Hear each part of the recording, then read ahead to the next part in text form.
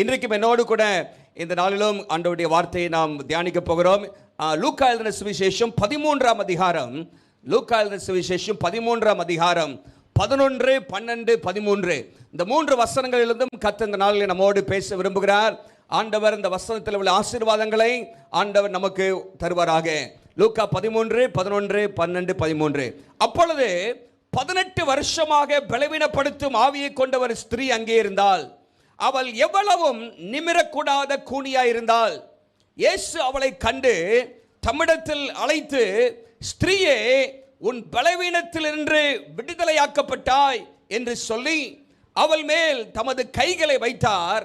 உடனே அவள் நிமிர்ந்து தேவனை மகிமைப்படுத்தினாள். ஹல்லேலூயா. ஆண்டவருடைய நாமம் மகிமைப்படுவதாக. கர்த்தர் இந்த நாளில் 3 காரியங்களை உங்களுக்கு வலியுறுத்தும்படியாக சொல்கிறார். ஒன்று, நீ விடுதலையாக்கப்படுவாய். You will be set free. ஆண்டவர் நம்மை விடுவிக்கிறவர். இங்கே ஆண்டவராய் இயேசு சொல்கிறார், நீ விடுதலையாக்கப்பட்டாய் என்று ஆண்டவர் சொல்கிறார். நம்முடைய வாழ்க்கையிலும் இன்றைக்கு ஆண்டவர் பார்த்து சொல்கிற காரியம், நீ விடுதலையாக்கப்படுவாய். ஹல்லேலூயா. இரண்டாவதாக ஆண்டவர் இன்றைக்கு சொல்கிற காரியம், நீ நிமிர்ந்து நடப்பாய். ஒரு ஆளு சொல்லுங்க பார்க்கலாம். நீ நிமிர்ந்து நடப்பாய். You will walk with your heads held high. You will be straightened up. நீங்கள் நிமிர்த்தப்படுவீர்கள், நிமிர்ந்து நடப்பீர்கள். மூன்றாவதாக, நீங்கள் தேவனை மகிமைப்படுத்துவீர்கள். You will glorify God என்று ஆண்டவர் சொல்கிறார். நீங்கள் தேவனை மகிமைப்படுத்துவீர்கள். ஆண்டவர் உங்களுடைய வாழ்க்கையில செய்கிற காரியங்களை நினைத்து, ஆண்டவர் உங்களுடைய வாழ்க்கையில செய்ய போகிறவைகள், செய்த காரியங்களுக்காக ஆண்டவரை மகிமைப்படுத்துவீர்கள். 3 காரியங்கள். ஒன்று, நீங்கள் விடுதலையாக்கப்படுவீர்கள், நீங்கள் நிமிர்ந்து நடப்பீர்கள், நீங்கள் தேவனை மகிமைப்படுத்துவீர்கள். எத்தனை பேர் விசுவாசிக்கிறீங்க? ஹல்லேலூயா. ஆண்டவருடைய நாமம் மகிமைப்படுவதாக. இந்த 3 வசனத்தில் நீங்க பாத்தீங்கன்னா, முதல் வசனத்தில் இந்த கூனியை குறித்து சொல்லப்பட்டிருக்கிறது சில காரியங்கள். the cripple, the hunchback woman, the கூனியாக இருந்த அந்த பெண்ணை குறித்து நாம் வாசிக்கிறோம் 11ஆம் வசனத்தில். 12ஆம் வசனத்தில் கிறிஸ்துவை குறித்து நாம் வாசிக்கிறோம். அவர் என்ன செய்தார், என்ன சொன்னார், என்ன பேசினார் என்கிற காரியங்கள் அந்த 12ஆம் வசனத்தில் இருக்கிறது. the cripple, the Christ. மூன்றாவதாக 13ஆம் வசனத்தில் the cure, அங்கே இயேசு செய்த ஒரு அற்புதம், சுகம், விடுதலையை குறித்து நாம் அங்கே பார்க்கிறோம். ஆகவே இந்த 3 வசனத்திலிருந்து 3 காரியங்களை, சில காரியங்கள் நாம் தியானிக்க போகிறோம். இந்த வார்த்தையின் மூலமாக ஆண்டவர் இன்றைக்கு நம்மோடு பேசுவதற்கு நம்முடைய இருதயத்தை திறந்து கொடுக்கும்படி அன்போடு கேட்டுக்கொள்கிறேன். ஹல்லேலூயா. முதலாவதாக நீங்க பார்த்தீங்கன்னா, இந்த இடத்துல 11ஆம் வசனத்தில் அங்கே அந்த ஒரு பெண்ணை குறித்து சொல்லப்பட்டிருக்கிறது. cripple, she was a hunchback woman. அங்க bent over என்று சொல்லப்பட்டிருக்கிறது. கூனியாக இருந்தால் என்று வேதத்திலே வாசிக்கிறோம். ஆண்டவராய் இயேசு இந்த உலகத்தில் இருந்தபொழுது எத்தனையோ அற்புதங்களை செய்திருக்கிறார். அவர் செய்த எல்லாவற்றையும் எழுத போனால் புத்தகங்கள் கொள்ளாது என்று சொல்லி யோவான் அப்போஸ்தலன் எழுதி நம்ம பார்க்கிறோம். இந்த வேதாகமத்திலே சுமார் 36 அற்புதங்கள் இயேசு செய்த, ஸ்பெசிபிக்கா ஆண்டவராய் இயேசு செய்த ஒரு 36 அற்புதங்கள் நமக்கு எழுதப்பட்டிருக்கிறது. மத்தேயு, மார்க்கு, லூக்கா, யோவான் சுவிசேஷங்களிலே அநேக அற்புதங்களை இயேசு செய்தார். இந்த அற்புதம் பார்த்தீங்கன்னா அந்த லூக்கா சுவிசேஷத்தில் மாத்திரம்தான் இருக்குது. லூக்கா மாத்திரம்தான் இதை அவர் எடுத்து எழுதுகிற நம்ம பார்க்கிறோம். இந்த காரியத்தை சொல்ல நம்ம பார்க்கிறோம். இதுல இந்த சில காரியங்களை, லூக்கா ஒரு டாக்டர். லூக்கா யாரு? ஒரு டாக்டராக இருக்கிறார். அவர் டாக்டர், அந்த பெர்ஸ்பெக்டிவ்ல சில காரியங்களை இந்த இடத்துல எழுதுகிற நம்ம பார்க்கிறோம். பாருங்க, நம்முடைய ஆண்டவர் இன்றைக்கு அற்புதம் செய்கிறவர். ஹல்லேலூயா. அற்புதம் என்ன? What is a miracle? அற்புதம் என்ன? ஒரு சிறு பிள்ளைகிட்ட, சண்டே ஸ்கூல் பிள்ளைகிட்ட கேட்டாங்களா, வாட் இஸ் a miracle அப்படின்னு சொன்னாங்க, கேட்டாங்களா?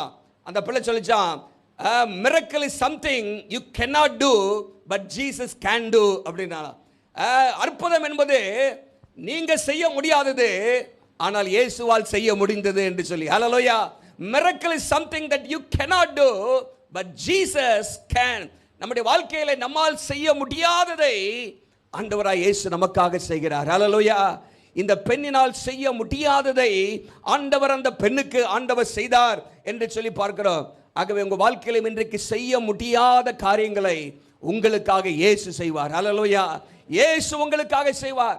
இயேசு நமக்காக அவர் அற்புதங்களை செய்ய வல்லமை உள்ள தேவனாக இருக்கிறார். அவர் நேற்றும் இன்றும் என்றும் மாறாதவர். எத்தனை பேர் விசுவாசிக்கிறீங்க? ஹல்லேலூயா. இந்த 11ஆம் வசனத்தில் பார்த்தீங்கன்னா, அதுலேயும் 16ஆம் வசனத்தில் நீங்கள் இணைத்து நீங்கள் பார்க்கும் பொழுது இந்த பெண்ணுடைய நிலைமையை குறித்து நம்ம பார்க்க முடியும். முதலாவதாக she was hurting. அவள் வேதனையோடு இருக்கிறத நம்ம பார்க்கிறோம். வேதனையோடு இருக்கிறாள். பயங்கரமான ஒரு வேதனை. பாருங்க, இங்க பைபிள்ல சொல்லியிருக்கிறது, ஒரு பலவீனப்படுத்தும் ஆவி அவளுக்குள்ளாக இருந்து அவளை தொந்தரவு செய்து கொண்டே இருந்தது என்று பார்க்கிறோம். கூனியாக இருந்தால் என்று சொல்லி போடப்பட்டிருக்கிறது. பாருங்க, பலவீனம் பலவீனம். இன்னைக்கு சிலத்தில் நமக்கு பலவீனம் வந்தால் படுக்க விட்டு எந்திரிக்க முடிய மாட்டேங்குது. இந்த பெண்ணு பாருங்க, பலவீனப்படுத்துகிற ஒரு ஆவி இருந்துச்சு. அது மாத்திரமல்ல, கூனியாக இருந்தால் என்று சொல்லப்பட்டிருக்கிறது. ஒரு கூணமான ஒரு ஸ்திரீ. அது என்ன பிரச்சனை?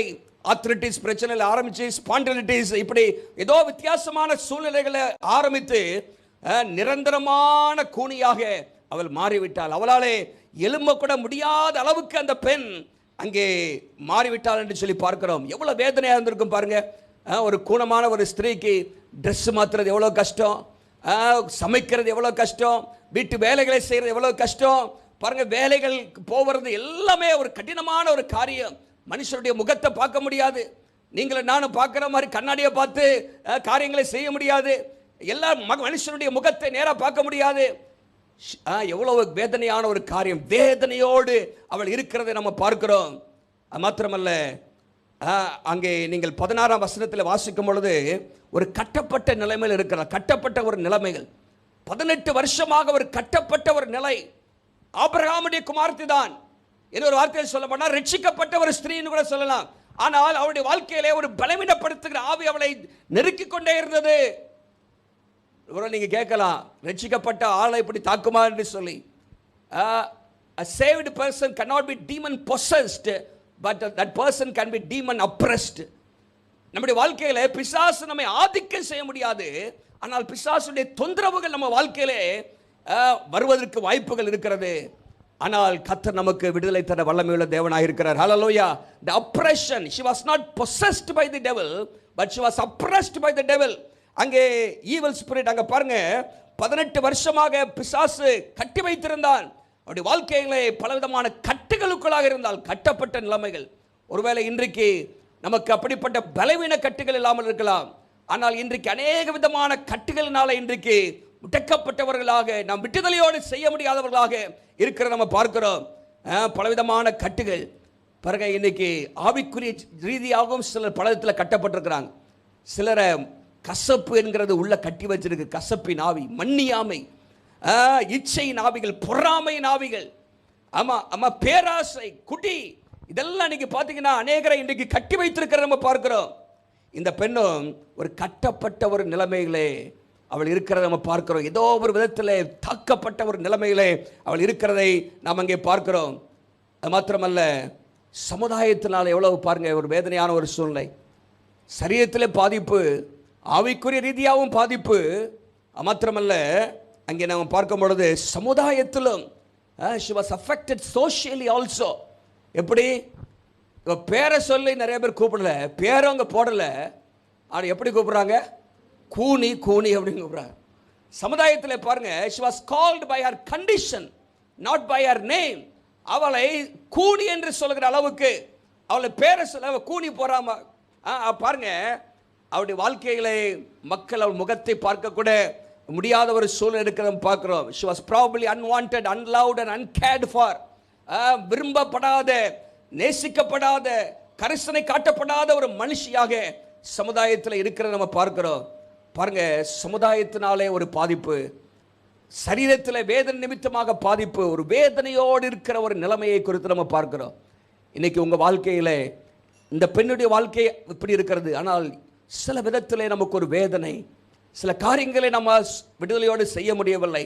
சில ஒரு கட்டப்பட்ட அனுபவத்துக்குலாம் இருக்கிறது போல இருக்கலாம், ஒரு வேதனையான அனுபவத்தில் இருக்கிறது போல இருக்கலாம். அங்க பாருங்க, முதலான சொன்ன she was hurting. Not only she was hurting, she was helpless also.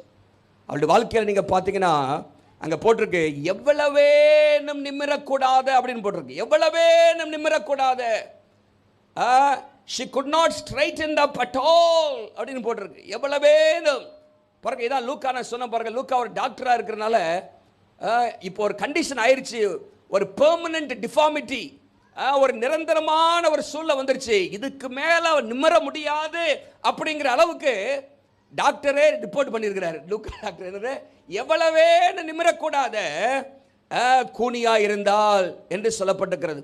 ஒருவேளை ஆரம்ப கட்டத்தில் இந்த 18 வருஷத்தின் ஆரம்பத்தில் நீங்க பார்த்தீங்கன்னா ஒருவேளை கொஞ்சம் குணமா இருந்திருக்கலாம், நிமிர்ந்திருக்கலாம். ஒருவேளை இன்னும் கொஞ்சம் குணமாகி கொஞ்சம் அப்படி நிமிர்ந்து பார்த்துருக்கலாம்.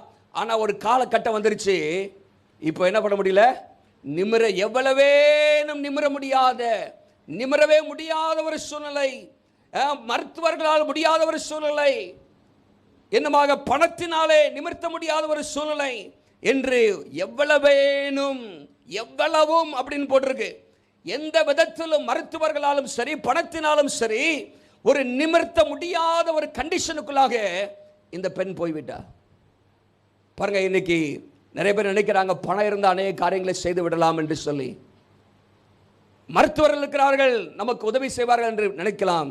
ஆனால் மருந்து மாத்திரைகள் பணம் செய்ய முடியாத காரியங்கள் என்று சில காரியங்கள் இருக்கிறது. அவைகளால் செய்ய முடியாது. they all have limits. இவைகளுக்கெல்லாம் ஒரு எல்லை இருக்கிறது. ஆகதான் சொல்வார்கள், மணி will buy a bed not sleep. பணத்தை வச்சு நீங்க என்ன பண்ணலாம், நல்ல மெத்த வாங்கலாம், எவ்வளவு விலையேறப்பட்ட என்னது கட்டில் வாங்கலாம் நீங்க. ஆனா தூக்கத்தை பணத்தை வச்சு வாங்க முடியுமா? நல்ல தூக்கம் வேணும், ஒரு 500 ரூபா தரேன் இன்னைக்கு அப்படின்னு சொல்ல முடியுமா? தூக்கத்தை ஆண்டவர் தான் தர முடியும். ஹல்லேலூயா. தமக்கு பிரியமானவருக்கு ஆண்டவர் நித்திரை அளிக்கிறார் தூக்கத்தை. Money can buy books. நல்ல புத்தகத்தை வாங்கலாம், பட் நாட் விஸ்டம். ஞானத்தை பணத்தினால் வாங்க முடியாது. Money can buy food, not appetite. அந்த பசி அந்த அந்த இருக்கு பாருங்க, அதை பணத்தை வச்சு வாங்க முடியாது. நிறைய சாப்பாடாக இருக்கும், ஆனால் நமக்கு ஒரு விருப்பாக இருக்கும், சாப்பிடவே எந்த சாப்பாடு வாங்கியிருக்கலாம், ஆனால் அதுக்கு மேலே ஒரு விருப்பம், அந்த பசி, அந்த ஆப்பிடைட்டை தரக்கூடியது ஆண்டவர் தான் நமக்கு தரணும்.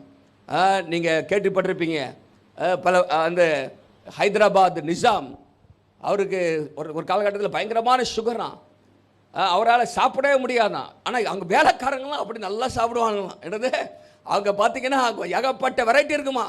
இவர் மோந்து தான் பார்ப்பாராம், மோந்து பார்ப்பாரா, அதனால் வயிற்றுக்குள்ள ஒன்றுமே சாப்பிட எல்லாம் இருக்குது, அதை சாப்பிட பாருங்க. Money can buy food but not appetite. Money can buy a house but not home. பணத்தை வச்சு நல்ல வீடு வாங்கிடலாம், ஆனால் சமாதானமான ஒரு இல்லத்தை, குடும்பத்தை பணத்தை வச்சு நம்ம வாங்க முடியாது. மணி கேன் பை மெடிசன், மருந்து வாங்கிடலாம் பணத்தை வச்சு, பட் நாட் ஹெல்த். ஆனால் சுகத்தை வாங்க முடியாது. Money can buy position but not respect. பணத்தை வைத்து பதவியை வாங்கிடலாம், பதவியை, ஆனால் மரியாதையை வாங்க முடியாது. இந்த மரியாதை, கணம் இதெல்லாவற்றையும் கொடுக்கிறவர் கர்த்தர். Hallelujah. Money can buy amusements, பொழுக்கு போக்குகளை வாங்கலாம், சந்தோஷத்தை வாங்க முடியாது. Money can buy religion but not salvation. பணத்தை வைத்து மார்க்கத்தை நீங்கள் காசு கொடுத்து வாங்கிடலாம், ஆனால் ரட்சிப்பை வாங்க முடியாது. இல்லை சொல்கிறாங்க, money can buy a passport anywhere but not to heaven. பணத்தை வைத்து எந்த நாட்டுக்கும் பாஸ்போர்ட் வாங்கிடலாம், இல்லாட்டி விசா வாங்கிடலாம், ஆனால் பரலோகத்துக்கு பணத்தை வச்சு நான் இவ்வளோ கடன் தரேன், பரலோகத்துக்கு இடம் கொடுக்க போக முடியுமா? அது இயேசுவால் மாத்திரம்தான் முடியும். ஹல்லேலூயா. நம்ம வாழ்க்கையில் சில காரியங்கள் சிலரால் முடியாது, பணத்தினால முடியாது, மருத்துவர்களால் முடியாது, மனிதர்களால் முடியாது. ஆகவே இயேசு சொன்னார், இது மனுஷர்களால் கூடாதுதான், ஆனால் தேவனால் எல்லாம் கூடும். தேவனால் எல்லாம் கூடும். தேவன் எல்லாவற்றையும் செய்ய அவர் வல்லமையுள்ள தேவனாக இருக்கிறார். பாருங்க, she was helpless.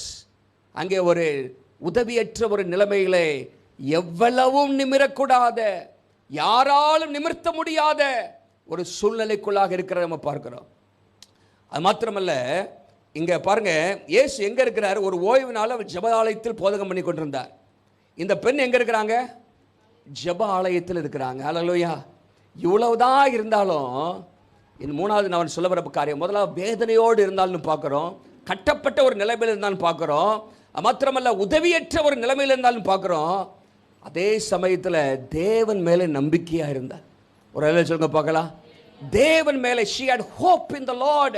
அவள் தேவன் மேலே நம்பிக்கையா இருந்தால். தேவன் மேலே நம்பிக்கை பாருங்க. 18 வருஷமாக பலவீனப்பட்ட ஒரு சூழ்நிலை இருந்தாலும் கூட தேவாலயத்திற்கு போறதுக்கு அவள் தவறவில்லை. ஹல்லேலூயா. ஒரு கமெண்டேட்டர் சொல்கிறார், இவள் ஒருவேளை ஆண்டவர் மேல் அவ்வளோ பக்தியாக, என்னது, இந்த ஜெபாலயத்திற்கு ஓய்வு நாளில் அவர்கள் ஜெபாலயத்துக்கு யூதர்கள் போவார்கள். இந்த 18 வருஷமா அவள் தவறாமல் போயிருந்தாருன்னு சொன்னா சுமார் 1000 முறை ஜெபாலயத்துக்கு போயிருக்கா. எத்தனை முறை? 18 × 52 பெருகி பாருங்க, கிட்டத்தட்ட 1000, 900 சில்லற வரும். அவ்வளவு முறை என்னது ஆலயத்துக்கு தவறாம போயிருக்கு. ஆனால் என்ன கிடைக்கல? சுகம். இன்னும் 18 வருஷம் அப்படிங்கிற காரியமும் அங்கே பைபிளில் போட்டிருக்கு. ஒருவேளை அதை சொல்லாமல் இருந்தால் நமக்கு எத்தனை வருஷம் நம்ம தெரியும். 18 வருஷம் she was suffering for a long period of time, 18 long years. பாருங்க, ஒரு நம்பிக்கை ஆண்டவர் மேலே. சுகம் கிடைக்கல, ஆனாலும் சபைக்கு போற. அங்க போன மனுஷ முகத்தை பார்க்க முடியாது, ஆனாலும் சபைக்கு போற. எத்தனை பேர் வந்து விசாரிச்சிருப்பாங்கன்னு தெரியாது. ஒருவேளை மக்கள் காது மனசுக்குள்ளே சொல்லியிருப்பாங்க, அந்த கூனி வந்துட்டு போறாயா அப்படின்னு. யாரும் கரிசனையோடு பேசுனாங்கன்னு தெரியாது. But still she was coming to the synagogue regularly. அவள் அங்கே ஜெபாலயத்துக்கு வருகிற ஒரு அனுபவத்தை நம்ம பார்க்கிறோம். She is one of the most powerful pictures of faith and faithfulness in the New Testament. இந்த புதிய ஏற்பாட்டிலே விசுவாசத்திற்கும் உண்மைக்கும் ஒரு சான்றாக இந்த பெண் இருக்கிறத நம்ம பார்க்கிறோம். ஆண்டவர் மேலே பாருங்க, எவ்வளவு வேணும் நிமிரக்கூடாத ஒரு கோணி, ஒரு கட்டப்பட்ட நிலைமை, பலவீனமான ஒரு நிலைமை. இன்னைக்கு சின்ன மழை வந்துச்சுன்னா வீட்டில் உட்காந்துடுறாங்க. ஆலயத்துக்கு நமக்கு தான் இப்போ ஆன்லைன் இருக்குது அப்படின்னு சொல்லி. என்னது, சின்ன காய்ச்சல் வந்துருச்சுன்னா இப்போ காய்ச்சல்லாம் வரக்கூடாது நீங்கள் அப்படின்னு சொல்லியாச்சு. ஆனால் சின்ன பலவீனங்கள் முடியல அப்படின்னு சொன்னால் இன்னைக்கு சபைக்கு வரதில்லை. பாருங்க, நம்ம இந்த கொரோனா டைமில் காய்ச்சல் உள்ளவங்களாம் வராதுங்க, பலவீனமாக இருக்கா வராதுங்க. ஆனால் ஆண்டவர் வாங்க எல்லாரும் வாங்க சுகம் தருவங்கிறார். ஆனால் இப்போ எப்படி ஆயிடுச்சு? அப்படி ஆயிடுச்சு. அன்றைக்கி தான் ஒரு ஊழியக்காரர் சொன்னார், யார் எலியா வானத்தை அடைச்சாராம் ஒரு நாளில், அப்புறம் வானத்தை திறந்தாராம். ஒரு 18 மாதமாக நம்ம வராதுங்கன்னு சொல்லிட்டோம், காய்ச்சல் சளி உள்ள ஆகலாம். இப்போ எல்லாம் வாங்க, அல்லேலூயா. ஆண்டவர் உங்களுக்கு சுகத்தை ஆண்டவர் தருவார், விடுதலை தருவார். அல்லேலூயா. தேவனாலே கூடாத காரியம் ஒன்றும் இல்லை. தேவன் பாருங்க என்ன சொல்ல வரேன்னா, ஒரு நம்பிக்கை. ஒரு அவருடைய வாழ்க்கை நமக்கு ஒரு ரெப்யூக்காக இருக்கிறது, கடிந்து கொள்ளதாக இருக்கிறது. எத்தனை பேர் இன்றைக்கு சின்ன சின்ன பிரச்சனை இருந்தாலும் ஆண்டவர் மேல இருக்கிற நம்பிக்கையை விட்டுடுறோம், விசுவாசத்தை விட்டுடுறோம், வேத வாசிப்பை விட்டுடுறோம், ஜெபத்தை விட்டுடுறோம். ஆனால் எவ்வளவு கஷ்டமா இருந்திருக்கும். அவர் ஒரு இடத்துல இருந்து புறப்பட்டு ஜெபாலயத்துக்கு வர வேண்டும் என்று சொன்னால் ஆடையை மாற்ற வேண்டும், பல காரியங்களை செய்ய வேண்டும், தூரத்திலிருந்து கிளம்பி வர வேண்டும். இவ்வளவு காரியமும் இவ்வளவு பிரச்சனையில் இருந்தது ஒரு ஸ்திரீ ஜெபாலயத்துக்குள்ளாக இருந்தாள்னு பார்க்கிறோம். அவளுக்கு ஒரு நம்பிக்கை இருந்தது, சுகம் கிடைச்சாலும் சரி கிடைக்காலும் சரி என் ஆண்டவர் நல்லவர் என்பதை. ஹல்லேலூயா. ஒருவேளை இப்படி நினைச்சிருக்கலாம், கர்த்தர் எனக்குன்னு ஒரு நாள் வச்சிருக்கிறார், ஹல்லேலூயா, அந்த நாள் எனக்கு ஒரு விடுதலை தருவார், கர்த்தர் எனக்கென்று சொல்லி ஒரு நாளை முன்குறித்து வைத்திருக்கிறார், ஆண்டவர் செய்வார் என்கிற நம்பிக்கையோடு வந்தார். நான் இப்படியும் யோசித்து பார்க்குறேன், ஒருவேளை 18 வருஷமா கிட்டத்தட்ட 950 வாரம் வந்துட்டு அன்னைக்கு 951வது வாரத்தில் அன்னைக்கு வராம விட்டுருந்தாருன்னு வச்சுங்க. அன்னைக்கு தான் ஏசு கரெக்டாக வந்து நிற்கிறாருங்க. அன்னைக்கு வராமல் போயிருந்தானா அன்னைக்கு என்ன மிஸ் பண்ணியிருப்பான். நம்முடைய வாழ்க்கையிலும் கூட நம்ம செய்ய வேண்டியதை செய்து கொண்டே இருக்க வேண்டும். ஹல்லேலூயா. எந்த நேரத்தில் கர்த்தர் நம்ம வாழ்க்கையில் இடைபடுவார் நமக்கு தெரியாது. நீங்கள் தளர்ந்து போகாதிருந்தால் ஏற்ற காலத்தில் அறுப்பீர்கள் என்று வேதம் சொல்கிறது. நீங்கள் தளர்ந்து போகாதிருந்தால், கலாத்தியர் 6:9 வாசிக்கிறோம் பாருங்க, நம்ம சோர்ந்து போகாதிருந்தால் கர்த்தர் நமக்கென்று ஒரு டைம் வச்சிருப்பார், கர்த்தர் நமக்கென்று வைத்திருப்பார். அன்னைக்கு கர்த்தர் நமக்கு அற்புதம் செய்வார்.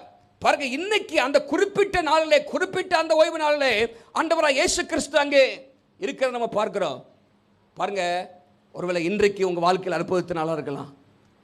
நீங்க ஜெபிக்கிற குறிப்பிட்ட நாளில் கர்த்தர் நம்முடைய வாழ்க்கையில் இடைபடுவார். சோர்ந்து போயிடக்கூடாது. ஹல்லேலூயா.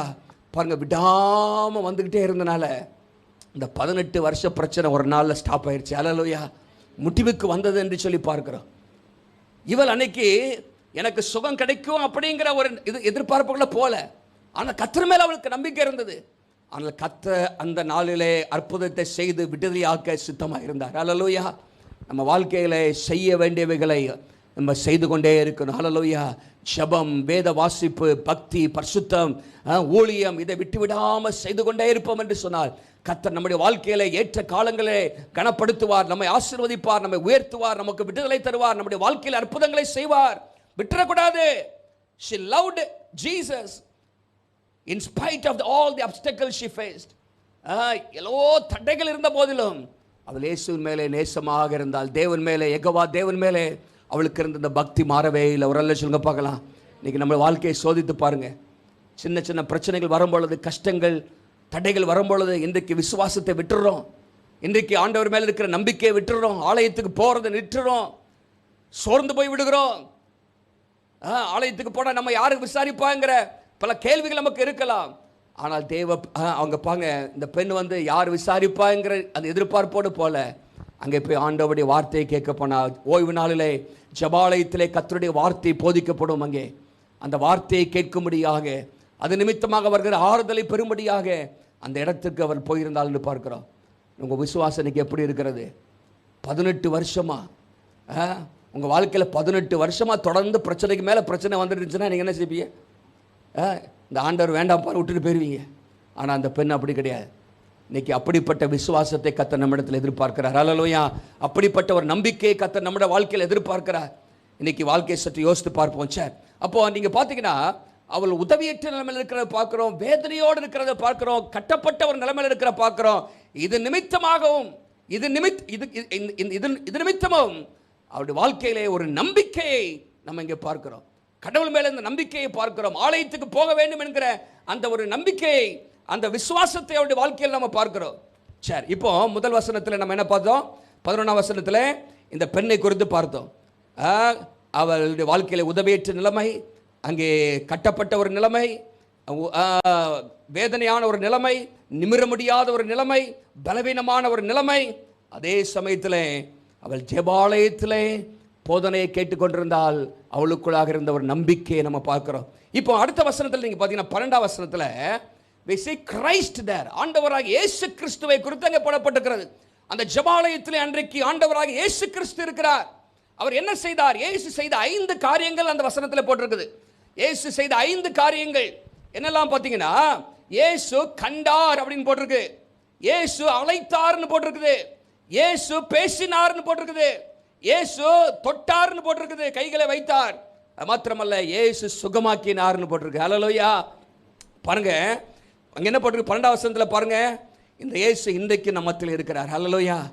அவர் என்ன செய்தாரா? முதலாவதாக இயேசு அவளை கண்டு, ஒரு சொல்லுங்க பார்க்கலாம், இயேசு அவளை கண்டு.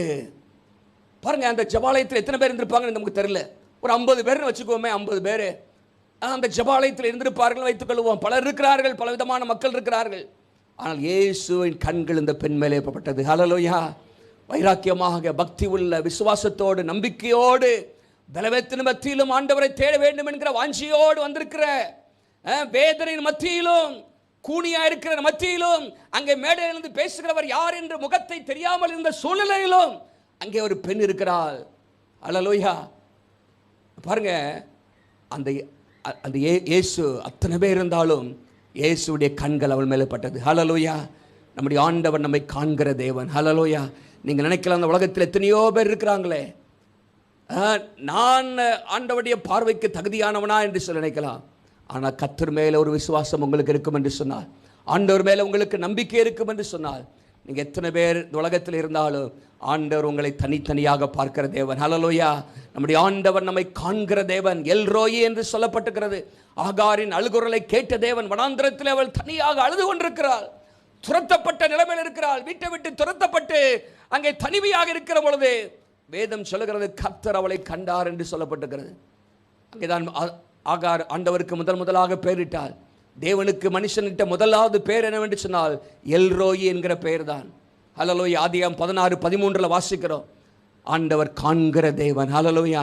நம்மை காண்கிற தேவன், நம்மை காண்கிற தேவன். அநேக நேரத்தில் நம்முடைய வாழ்க்கையில் ஒரு தனிமையை உணரலாம். கூட்டத்தில் இருக்கிறது போல இருக்கிறோம். Even though we are in the crowd, we feel loneliness in our lives. நம்முடைய வாழ்க்கையில் ஒரு தனிமையை உணரலாம்.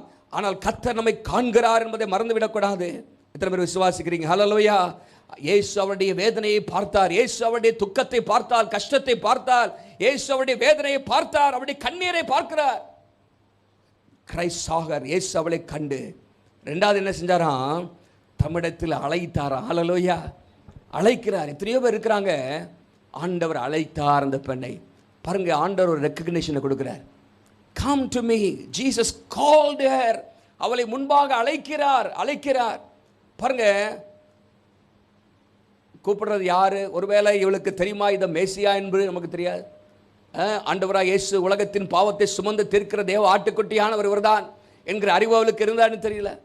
ஆனாலும் கூப்பிடுகிறவர் ஒரு ரபி, கூப்பிடுகிறவர் வேத வசனத்தை போதிக்கிற ஒரு தேவ ஊழியக்காரர் என்பதை அறிந்து பாருங்க, அவள் முன்பாக வந்தாள். ஒரு அல்ல சொல்லுங்க பார்க்கலாம்.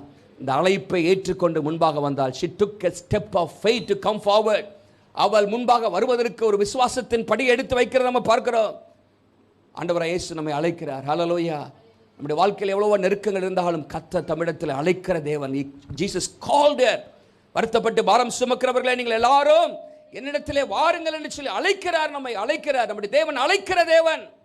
மாத்திரமல்ல, பாருங்க, இயேசு அழைத்தது மாத்திரமல்ல, முதல்ல காண்கிறார், கண்டார், அப்புறம் அழைக்கிறார், மூணாவது என்ன செய்யறாருன்னா பேசுகிறார். ஹல்லேலூயா. உடனே ஆண்டவர் கையை தொட்டு அனுப்பல, பேசுகிறார். என்ன பேசுகிறார் பாருங்க. ஸ்திரீயே, உன் பலவீனத்திலிருந்து விடுதலையாக்கப்பட்டாய். thou art loosed from your infirmity. உன் பலவீனத்திலிருந்து you are set free. ஸ்திரீயே, உமன் அப்படின்னு ஆண்டவர் சொல்றார். ஸ்திரீயே, ஆண்டவர் அந்த வார்த்தை ஆக்சுவலா it was a words of tenderness, ஒரு மென்மையான வார்த்தைகளாக இருக்கிறது. பாருங்க, இந்த பெண்ணை ஒருவேளை இதுவரைக்கும் யாரும் சர்ச்சில் ஜபாலயத்தில் ஒரு கண்டுக்கவே இருந்திருக்காம வந்திருப்பான். எல்லாம் ஒவ்வொருத்தரும் வந்து ஒருத்தர் போயிருக்கலாம். அழைச்சது மாத்திரமல்ல, இயேசு அங்கே பேசுகிறார். ஹல்லேலூயா. ஆறுதலான வார்த்தைகளை பேசுகிறார், மென்மையான வார்த்தைகளை பேசுகிறார், கரிசனையான வார்த்தைகளை பேசுகிறார். Words of care and concern about a problem. ஆண்டவர் சொல்றார் பாருங்க, விடுதலையாக்கப்பட்டாய். thou art loosed, you are set free. ஆண்டவருடைய வார்த்தை பாருங்க புறப்பட்டு வருது. ஹல்லேலூயா. இன்னைக்கு நம்மோடு பேசுகிற ஆண்டவர் நம்முடைய ஆண்டவர். ஹல்லேலூயா. அவருடைய ஒரு வார்த்தை போதும் நம்முடைய வாழ்க்கையில் இருக்கிற எத்தனை நாட்கள் பிரச்சனையாக இருந்தாலும் ஒரே நாளில் தீர முடியும். எத்தனை பேர் விசுவாசிக்கிறீங்க? ஹல்லேலூயா. அது எத்தனை நாள் பிரச்சனையாக இருந்தாலும் சரி, one word of Jesus நம்முடைய வாழ்க்கையை அப்படியே டிரான்ஸ்ஃபார்ம் பண்ண முடியும். நம்ம வாழ்க்கையில அவருடைய சத்தத்தை கேட்க ஆயத்தமாக இருக்கணும். இயேசு பேசுகிற தேவன் என்று பார்க்கிறோம். அவர் நம்ம விசாரிக்கிறவர். மாத்திரமல்ல, அடுத்ததாக என்ன இயேசு செய்தார்? நான்காவதாக அவர் மேல் தமது கைகளை வைத்தார். Jesus touched her. Jesus put his hands upon her. பாருங்க, கரங்களை வைக்கிறது அது ஒரு ஒரு ஒரு க்ளோஸ்னஸ் நம்ம பார்க்குறோம். மாத்திரமல்ல, எல்லார் மேலும் அந்த நாட்களை கை வைக்க முடியாது. நீங்கள் குஷ்டரோகிகள் மேலாம் இயேசு என்ன பண்ணியிருக்கிறார்? கைகளை வச்சிருக்கிறார். பாருங்கள், இயேசு எல்லாரையும் நேசிக்கிற தேவன். இன்றைக்கி சிலர் பார்த்தீங்கன்னா யாரையா தொட்டால் தீட்டு நினைக்கிறார். ஆனால் இயேசு யாரைய தொட்டால் அவருக்கு தீட்டு அவர் இல்லை, அவர்கிட்ட இந்த வல்லமை தான் புறப்பட்டு போங்க. ஹல்லேலூயா. நீங்கள் அங்கே பார்த்தீங்கன்னா இயேசு தொட்டார் என்று சொல்லப்பட்டிருக்கிறது. Jesus touches the outcast and untouchables. அந்த நாட்களில் இயேசு யாரெல்லாம் சமுதாயத்தினால் புறக்கணிக்கப்பட்டவர் என்று எண்ணப்பட்டார்களோ அவர்களெல்லாம் இயேசு தொட்டார் என்று சொல்லி நம்ம பார்க்கிறோம். Is no respecter of person. அவர் பட்சபாதம் உள்ள தேவன் அல்ல. அவர் கைகளை வைக்கிறார், கைகளை வைக்கிறார். இன்றைக்கு நம்ம மேலே கைகளை வைக்க அவர் ஆயத்தமாக இருக்கிறார். எத்தனை பேர் விசுவாசிக்கிறீங்க? ஐந்தாவதாக அங்கே நம்ம பார்க்கிறோம், அடுத்த வசனத்தில் வாசிக்கும் பொழுது சுகமாக்கினார் என்று சொல்லப்பட்டிருக்கிறது. அந்த குறிப்பை நான் மூன்றாவதாக எடுத்துக்கொண்டு போக விரும்புகிறேன். அப்போ முதலாவதாக நீங்கள் பார்த்தீங்கன்னா அந்த பெண்ணை குறித்து 11ஆம் வசனத்தில் போட்டிருக்குது. 12ஆம் வசனத்தில் இயேசுவை குறித்து போடப்பட்டிருக்கிறது. இயேசு என்ன செய்தார் என்று. 13ஆம் வசனத்தில் என்ன நடந்தது என்று சொல்லி போட்டிருக்கு. ஹல்லேலூயா. என்ன நடந்தது, அதான் முக்கியம். ஒரு அல்ல சொல்லுங்க பார்க்கலாம். த கியூர், த டெலிவரன்ஸ், த ஹீலிங். ஆண்டவர் செய்த ஒரு அற்புதத்தை நம்ம அங்கே பார்க்கிறோம். த கியூர். என்ன நடந்தது அங்கே பார்த்தீங்கன்னா, அங்கே பாருங்க, உடனே அப்படின்னு போட்டிருக்கு. உடனே, இம்மீடியட்லி. இம்மீடியட்லி இயேசு அங்கே ஒரு மருந்து பாத்திரம் சொல்லி இது 40 நாள் சாப்பிடுமா அப்படின்னு சொல்லலை. இயேசு கைகளை வச்சார், அவ்வளோதான். இம்மீடியட்லி இயேசு தொட்ட உடனே என்று சொல்லப்பட்டிருக்கிறது. ஆண்டவர் நம்முடைய வாழ்க்கையில சில காலங்கள் நம்ம வாழ்க்கையில கடந்து வந்த பாதைகள் கடினமான பாதைகளாக இருக்கலாம். ஆனால் ஆண்டவர் நம்முடைய வாழ்க்கையில குறுக்கிடும் பொழுது, தேவனுடைய வேலை நம்ம வாழ்க்கையில் வரும் பொழுது, when the time of God comes, ஆண்டவருடைய அந்த கைரோஸ் டைம், அந்த வேலை நம்ம வாழ்க்கையில் வரும் பொழுது, எத்தனை ஆண்டுகள் பிரச்சனையாக இருந்தாலும் சரி, அது நொடி பொழுதிலே மாற முடியும். எத்தனை பேர் விசுவாசிக்கிறீங்க? ஹல்லேலூயா. சிலர் நினைக்கலாம், இத்தனை ஆண்டுகள் நம்முடைய வாழ்க்கையிலே பிரச்சனை, அது ஆங்கிலத்தில் சொல்லுவார்கள், what cannot be cured should be endured. சில நேரத்தில் நம்முடைய வாழ்க்கையிலே சுகமாகாத காரியங்கள், தீராத பிரச்சனை இருந்து கொண்டே இருக்கும் என்று சொன்னால், ஒருவேளை ஒரு 2 வருஷம் 3 வருஷம் 4 வருஷம் 5 வருஷம் நம்ம எப்படியாவது ஒரு விடுதலை கிடைச்சிடும் அப்படின்னு நினைப்போம். ஆனால் கிடைக்கல அப்படின்னா அதிலேயே பழகி போயிடுவோம். சரி போட, அல்ல இதான் நமக்கு வாழ்க்கை அப்படின்னு. ஒரு மனுஷன் பாருங்க, 38 வருஷமாக இருந்திருக்கிறான். யாராவது உள்ள கொண்டு போடுவாங்களா கலக்கும் பொழுதே சுகம் ஆயிரலான்னு சொல்லி. ஆனால் பாருங்க, 1 வருஷம் இல்லை 2 வருஷம் இல்லை, 38 வருஷங்கள் நீண்ட காலம் அவருடைய வாழ்க்கையிலே பிரச்சனை, விடுதலே இல்லை. ஆனால் இயேசு ஒரு நாள் வந்தார். ஹல்லேலூயா. பாருங்க, எத்தனை வருஷம் என்பது ஒரு பொருட்டே கிடையாது ஆண்டவருக்கு. நம்ம வாழ்க்கையில தேவன் குறுக்கிடும் பொழுது, தேவனுடைய வேலை நம்முடைய வாழ்க்கையில் வரும் பொழுது, பல நாட்களாக நீங்கள் வேலைக்காக காத்து கொண்டிருக்கலாம், பல நாட்களாக சுகத்துக்காக காத்து கொண்டிருக்கலாம், பல நாட்களாக சில திருமண காரியங்கள் நடக்க வேண்டும் என்று சொல்லி நீங்கள் ஜெபித்துக் கொண்டிருக்கலாம், பல நாட்களாக சில ஒரு பிரச்சனை, ஆண்டவரே இது எப்பொழுது மாறும் என்கிற ஒரு கேள்வியோடு உங்கள் வாழ்க்கையில் இருக்கலாம். ஆனால் விசுவாசத்தோடு நம்பிக்கையோடு ஆண்டவர் மேல் இருக்கிற அந்த பற்றை விட்டுறாதபடிக்கு நீங்கள் சோர்ந்து போகாமல் இருப்பீர்கள் என்று சொன்னால், when the time of God comes, ஆண்டவருடைய வேலை வரும் பொழுது, அது எத்தனை நாள் பிரச்சனைங்கிறது பொருட்டே கிடையாது. ஹல்லேலூயா. எத்தனை நாள் பிரச்சனைலாம் ஆண்டவர் கேட்க மாட்டாரு. எத்தனை நாள்ப்பா இருக்குது? 50 வருஷமா? 50 வருஷமா? இது நம்மளால முடியாதுன்னு போகிறது ஆண்டவர் இல்லை. ஹல்லேலூயா. எத்தனை நாளும் it can be changed overnight or immediately. ஆண்டவர் மாற்ற முடியும். ஹல்லேலூயா. நம்ம வாழ்க்கையில் ஆண்டவர் மாற்ற முடியும். ஆண்டவர் உயர்த்தணும்னு நினைச்சிட்டாருன்னா ஒரே நாளை உயர்த்த முடியும். ஹல்லேலூயா. யோசேப்பு 13 வருஷம் காத்திருந்தார். 13 வருஷம் சிறைச்சாலையின் அனுபவங்கள், கடினமான சூழ்நிலைகள், தனிமையின் அனுபவங்கள். ஆனால் ஒரு நாள் நியூஸ் வருது, சிறைச்சாலை இருக்கும் பொழுது ராஜா கூப்பிட்றாரியா அப்படின்னு. ஹல்லேலூயா. அவன் சேவ் கூட பண்ணல, அப்படி வருது, ரொம்ப மோசமான நிலைமையில் இருக்கிறான். பைபிள் போட்டிருக்கு, சேவெல்லாம் பண்ணிட்டு போய் பாரு அங்கே போய் நின்னான். ஹல்லேலூயா. பாருங்க, ஆண்டவர் அற்புதம் செய்கிறாரு பாருங்க. அவனுக்கு அப்படி நினைச்சு கூட பார்க்கல. ஆண்டவருடைய வேலை வந்துச்சு. கிளம்புப்பா, dress up, shave up, come on. ஆண்டவர் என்ன பண்ணாரு? கூப்பிட்டு you are going to be the prime minister அப்படின்ட்டார். ஹல்லேலூயா. இவன் நினைச்சு பார்த்துருப்பானா? Prime minister. அங்கே பாருங்க, எகிப்து தேசத்துக்கு, பார்வோனுக்கு அடுத்த நிலைமையில ஆண்டவர் நம்முடைய வாழ்க்கையில செய்ய வேண்டிய காரியங்கள் அந்த நேரம் வரும் பொழுது காரியங்கள் மட மட மட என்று நடக்கும். ஹல்லேலூயா. விசுவாசத்தை விட்டுறக்கூடாது. ஹல்லேலூயா. பொறுமையை விட்டுறக்கூடாது, பொறுமையை இழந்துடக்கூடாது, சோர்ந்து போயிடக்கூடாது. நம்ம வாழ்க்கையில ஆண்டவர் அற்புதங்களை செய்வார். எத்தனை நாட்கள் கவலைப்பட வேண்டாம். ஆண்டவர் மேல் உறுதியாக இருக்கணும். கர்த்தர் மாற்றுவார். கணவன்மாரை மாற்றுவார், பிள்ளைகளை ஆண்டவர் மாற்றுவார், குறிப்பிட்ட நபர்களை ஆண்டவர் மாற்றுவார், ஆண்டவர் மறுபடியும் கொண்டு வருவார். சோர்ந்து போகாமல் இருக்கணும். ஹல்லேலூயா. 18 வருஷம் அப்படின்னு போட்டிருக்கு. ஆனா நம்முடைய அங்கே அற்புதத்தை அவள் பெறுகிறத நம்ம பார்க்கிறோம். அது மாத்திரமல்ல, உடனே என்ன செஞ்சாலாம்? நிமிர்ந்தாள் அப்படின்னு போட்டிருக்கு. 2 வருஷத்துக்கு முன்பாக எவ்வளவு நிமிரக்கூடாது அப்படின்னு போட்டிருக்கு. எவ்வளவு நிமிரக்கூடாது, ஆனால் 13ஆம் வசனத்தில் நிமிர்ந்தாலும் போட்டிருக்கு. பாருங்க, டாக்டர்ஸ் உலகம் ஒரு ரிப்போர்ட்டை கொடுக்கலாம். ஏன் லூக்கா டாக்டரே ஒரு ரிப்போர்ட் எழுதி வச்சிருக்கலாம். உங்க வாழ்க்கையில உலகம் நம்ம குறித்த ஒரு ஸ்டேட்மெண்ட் எழுதி வச்சிருக்கலாம். எவ்வளவு நிமிரக்கூடாது, ஒன்றும் நடக்காது அப்படின்னு ஒரு காரியத்தை உலகம் நம்ம மேல பேசி வச்சிருக்கலாம். பட் அது முடிவு அல்ல. ஒரு ஆளே சொல்லுங்க பார்க்கலாம், அது முடிவு அல்ல. ஆண்டவர் 2 வசனம் தான் தாண்டி வருது, நிமிர்ந்தால்னு போட்டிருக்கு. ஒரு ஆளே சொல்லுங்க பார்க்கலாம். 11ஆம் வசனத்துல எவ்வளவு நிமிரக்கூடாதுன்னு போட்டிருக்கு. ஆனால் 12ஆம் வசனத்துல இயேசு குறுக்கிட்ட உடனே நிமிர்ந்துட்டாங்க. ஒரு ஆளே சொல்லுங்க பார்க்கலாம். Hallelujah. Whose report shall we believe? யாருடைய அறிக்கையை நாம் நம்புவோம்? இயேசுவுடைய அறிக்கை. ஹல்லேலூயா. நம்ம வாழ்க்கையில் ஆண்டவர் நிமிர்த்துவார். நம்ம ஒரு முடிவுக்கு வந்துடக்கூடாது. நம்ம ஒரு முடிவுக்கு இது நடக்காது அப்படிங்கிற முடிவுக்கு வந்துடக்கூடாது. இது தேராத கேஸ் முடிவுக்கு வந்துடக்கூடாது. கர்த்தர் ஞானங்களை பிள்ளைகளுக்கு தருவார். ஆண்டவர் காரியங்களை மாற்றுவார். ஹல்லேலூயா. the timing of God, ஆண்டவருடைய வேலை வரும்போது கர்த்தர் அற்புதங்களை செய்வார். ஹல்லேலூயா. பொறுத்திருக்கிற காலம் ஒன்று உண்டு. ஆண்டவர் அற்புதங்களை செய்கிற ஒரு காலம் உண்டு. நம்முடைய வாழ்க்கையில கர்த்தர் கிரியை செய்ய வல்லமை உள்ள தேவன். எத்தனை பேர் விசுவாசிக்கிறீங்க? பாருங்க, she straightened up, she could in no way straighten up அப்படின்னு போட்டிருக்கு. இங்க 13ஆம் வசனத்துல she straightened up என்று போடப்பட்டிருக்கிறது. எழும்பினாள் என்று சொல்லி நம்ம வேதத்திலே வாசிக்கிறோம். பாருங்க, நெடுநாள் காத்திருப்பது இதயத்தை இளைக்கப்படும். விரும்பினது வரும்பொழுதோ ஜீவ விருட்சம் போல இருக்கும். ஹல்லேலூயா. பக்கத்தில் பார்த்து சொல்லுங்க, விரும்பினது வரும்பொழுது உங்கள் வாழ்க்கையில் ஜீவ விருட்சம் போல இருக்கும். கர்த்தர் தருவார். கர்த்தர் தம்முடைய வேலையில ஆண்டவர் தருவார். ஹல்லேலூயா. நீதிமொழிகள் 13:12 அந்த வாசனத்தை வாசிக்கிறோம். பாருங்க, நிமிர்ந்து நடக்கப்படுகிறவர். உங்கள் வாழ்க்கையில் நான் சொல்ல விரும்ப காரியம், பல காரியங்கள் இன்றைக்கு கூனி போயிருக்கிற காரியங்கள் என்ன? கூனி போயிருக்கிற காரியங்கள் உங்கள் வாழ்க்கையில் இன்றைக்கு என்ன? திருமண வாழ்க்கை கூனி போயிருக்கிறதா? பொருளாதாரம் கூனி போயிருக்கிறதா? சரீர சுகம் கூனி போயிருக்கிறதா? விசுவாச வாழ்க்கை கூனி போயிருக்கிறதா? ஜப வாழ்க்கை கூனி போயிருக்கிறதா? ஆவிக்குரிய ஜீவியம் கூனி போயிருக்கிறதா? கூனி போனவைகளை நிமிர்த்தக்கூடிய வல்லமை அவருக்கு இருக்கிறது. ஹல்லேலூயா. என் ஆண்டவர் நிமிர்த்துவார். ஹல்லேலூயா. He will straighten up. எதெல்லாம் வளைந்திருக்கிறதோ, கூனி போய் இருக்கிறதோ, இன்னைக்கு அநேகருடைய திருமண வாழ்க்கைகள் ஒருவேளை அது வளைந்து போன நிலைமையில் இருக்கலாம், மெஸ்ஸில் இருக்கலாம். ஆனால் அந்த மெஸ்ஸையே மெசேஜாக கர்த்தர் மாற்றுவார். ஹல்லேலூயா.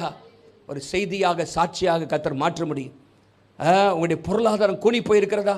ஆண்டவர் நிமிர பண்ணுகிற தேவனாக இருக்கிறார். ஹல்லேலூயா. அப்போஸ்தலர் 14:10 அப்போஸ்தலர் 14:10 பவுல் அப்போஸ்தலன் ஒரு ஒரு ஒரு முடவனை பார்த்து சொல்கிறார், நிமிர்ந்து நில். என்ன சொல்றாரு? வார்த்தையை பாருங்க, நிமிர்ந்து நில் அப்படிங்கிறார். நிமிர்ந்து நில் ஒரு வார்த்தை தான். நீ கால் ஒன்றை நிமிர்ந்து நில். உடனே அவன் நிமிர்ந்து நடந்துட்டான். ஹல்லேலூயா. பாருங்க, நினைக்க ஆண்டவர் நம்மளை பார்த்து சொல்றாரு, நிமிர்ந்து நில். உடைய திருமண வாழ்க்கை, பொருளாதாரம் எல்லாத்தையும் ஆண்டவர் நிமிர்த்துவார். எத்தனை பேர் விசுவாசிக்கிறீங்க? வேதம் சொல்லுகிறது, பழைய ஏற்பாட்டில் ஒரு 3 வசனத்தை வாசித்து நான் முடிக்க விரும்புகிறேன். பழைய ஏற்பாட்டை நீங்கள் பார்த்தீங்கன்னா லேவியராகமம் 26:13 நான் வாசிக்கிறோம். லேவியராகமம் 26:13 வேதம் சொல்லுகிறது, கர்த்தர் நம்முடைய நுகத்தடிகளை முறித்து நம்மை நிமிர்ந்து நடக்க பண்ணுகிற தேவன். ஹல்லேலூயா. He broke the bars of your yoke. ஆண்டவர் இஸ்ரவேல் ஜனங்களை பார்த்து சொல்கிறார், நீங்கள் 430 வருஷம் அடிமைகளாக இருந்தீர்கள், நுகம் பூட்டப்பட்டிருந்தீர்கள். அந்த நுகத்தை முறித்து உங்களை நிமிர்ந்து நடக்க பண்ணின உங்கள் தேவனாய் கர்த்தர் நான் சொல்றார். ஹல்லேலூயா. நம்முடைய வாழ்க்கையிலும் ஆண்டவர் நிமிர்ந்து நடக்க பண்ணுகிற தேவன். ஹல்லேலூயா. நிமிர்ந்து நடக்க பண்ணுகிற தேவன் நம்முடைய ஆண்டவராக இருக்கிறார். சங்கீதம் 3:3 வாசிக்கிறோம். சங்கீதம் 3:3 ஆண்டவர் நம்முடைய தலையை உயர்த்துகிறார். குனிந்து போன தலை, வெட்கத்தோடு இருக்கிற தலை, அதை ஆண்டவர் நிமிர்த்துகிறார். பாருங்க, கர்த்தாவே என் தலையை உயர்த்துகிறீர், you are the lifter of my heads என்று சொல்கிறார். 145 சங்கீதம் 145 சங்கீதம் 14 வசனத்திலும் 146 சங்கீதம் 8 வசனத்திலும் ஒரே காரியத்தை வாசிக்கிறோம். ஆண்டவர் மடங்கடிக்கப்படுகிற யாவரையும் தூக்கி விடுகிறார். ஹல்லேலூயா. மடங்கி போயிருக்கிற காரியங்கள், ஆங்கிலத்தில் he lifts up all who are bowed down. அங்க மடங்கி இருக்கிற காரியங்கள் எல்லாவற்றையும் ஆண்டவர் நிமிர்த்துறார். அவரால் சொல்லுங்க பார்க்கலாம். He upholds all who fall and lifts up all who are bowed down. மடங்கி இருக்கிற காரியங்கள், பெண்டா இருக்கிற காரியங்கள் எல்லாவற்றையும் ஸ்ட்ரைட்டன் பண்ணுகிற தேவன் நம்முடைய தேவன். எத்தனை பேர் விசுவாசிக்கிறீங்க? ஹல்லேலூயா. கர்த்தர் நம்முடைய வாழ்க்கையை செய்வார். ஹல்லேலூயா. தேவனாலே கூடாத காரியம் அவர் ஒன்றுமில்லை என்பதை நாம் விசுவாசிக்க வேண்டும். ஆகவே மறுபடியும் நான் சொன்ன காரியங்களை நான் சொல்ல விரும்புகிறேன். நீ விடுதலையாக்கப்படுவாய். You will be set free. நீ நிமிர்ந்து நடப்பாய். You will walk with your heads held high. Things will be straightened up. ஆண்டவர் கோணங்கி இருக்கிற, வளைந்திருக்கிற, கூனி இருக்கிற காரியங்களை நிமிர்த்தக்கூடிய வல்லமை அவருக்கு இருக்கிறது. நீ தேவனை மகிமைப்படுத்துவாய். ஹல்லேலூயா. அதை மறந்துடக்கூடாது. தேவனை மகிமைப்படுத்த வேதம் சொல்கிறது, அவள் நிமிர்ந்து தேவனை மகிமைப்படுத்தினாலாம். பாருங்க, நிமிர்ந்த உடனே முதலாவது அவள் பார்த்த முகம் இயேசுவின் முகம். ஹல்லேலூயா. இயேசு முன் தான் நிற்கிறா, தொட்டுட்டாரு, நிமிர்ந்தாச்சு. நிமிஞ்சவனை முதல் பார்க்குற முகம் யார் முகம்தான்? இயேசுடைய முகத்தை பார்க்குறா. அவள் மறந்துருப்பாள் அந்த சூழ்நிலையை. வாழ்க்கை ஃபுல்லாக மறந்துருக்க முடியாது. பாருங்க, ஆண்டவர் சூழ்நிலையை மாற்றுகிற தேவனாக அவர் இருக்கிறத நம்ம பார்க்கிறோம். தேவனை அவள் மகிமைப்படுத்தினாள் என்று சொல்லப்பட்டிருக்கிறது. பாருங்க, நீங்க தொடர்ந்து வசனத்தை வாசிக்கும் பொழுது இது நிறைய பேருக்கு பிடிக்கல. ஒரு பெண்ணு 18 வருஷமாக இருந்த பெண்ணு சுகமாயிருக்கிற கந்து எவ்வளோ சந்தோஷப்படணும், ஆண்டவருக்கு மகிமைப்படுத்தணும். எல்லாரும் சொல்ல, ஓய்வு நாளில் போய் சுகமாக்கிட்டாரியா, ஓய்வு நாளில் போய் சுகமாக்குறாரு அப்படின்னு சொல்லி ஒரு கூட்டம் ஆண்டவர் சொல்ல, மாயக்காரரே என்று சொல்லி அவர்களை சொல்கிற, கடிந்து கொள்கிறார். பாருங்க, அங்கே பின்னாடி நீங்கள் வாசித்தீங்கன்னா 17ஆம் வசனத்தில் ஒரு வசனம் இருக்குது. அங்கே சொல்லப்பட்டிருக்கிறது, அவரை விரோதித்திருந்த அனைவரும் வெட்கப்பட்டார்கள், ஜனங்கள் சந்தோஷப்பட்டார்கள். ஒரு அல்ல சொல்லுங்க பார்க்கலாம். ஒரு கூட்ட மக்கள் வெட்கப்பட்டார்கள், ஒரு கூட்ட மக்கள் சந்தோஷப்பட்டார்கள். ஒருவேளை நம்முடைய வாழ்க்கையிலும் ஆண்டவர் செய்கிற காரியங்களை பார்த்து ஒரு கூட்ட மக்கள் வெட்கப்படுவார்கள். அல்லேலூயா. கர்த்தர் நம்முடைய தலையை உயர்த்துகிறதை பார்த்து நமக்கு விரோதமாக செயல்பட்டவர்கள், நமக்கு விரோதமாக பேசினவர்கள், ஆண்டவர் அவர்களை வெட்கப்படுத்துவார். எத்தனை பேர் விசுவாசிக்கிறீங்க? அல்லேலூயா. மாத்திரமல்ல, நம்மோடு கூட ஒரு கூட்ட மக்கள் சந்தோஷப்படுவாங்க. அல்லேலூயா. கர்த்தர் செய்த காரியங்களை பார்த்து ஒரு கூட்ட மக்கள் சந்தோஷப்படுவார்கள், தேவனை மகிமைப்படுத்துவார்கள். ஆண்டவர் நம்மை நிமிர்ந்து நடக்கப்படுகிறவர்.